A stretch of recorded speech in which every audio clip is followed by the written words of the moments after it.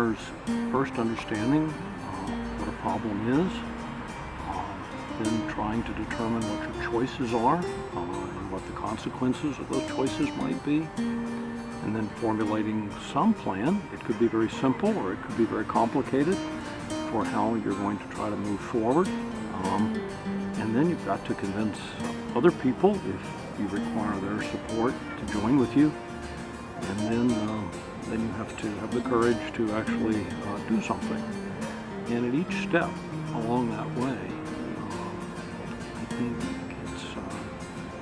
it's very important that you build on what you know and that you develop your own conviction and that you help other people to develop the confidence in themselves that they can act, and if they act together they can be effective. You know, it's not easy to come and meet people from all over the world, and sometimes you're talking in not your first language, but your second or your third language. But you learn those things that are different between cultures and between your experience and another person's experience. But you also learn a lot of things that you have in common and that you share.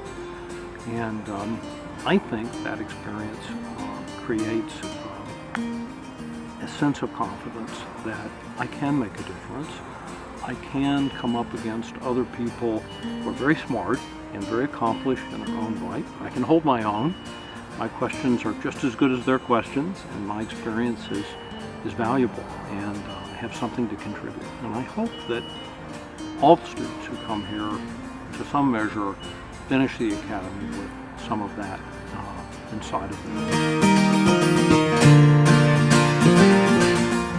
Well, you know, my wife Susan Moeller and I had the idea of this academy about a little over 7 years ago when I first started working at the Salzburg seminar. And of course she works in the university with students every day and is a professor in journalism.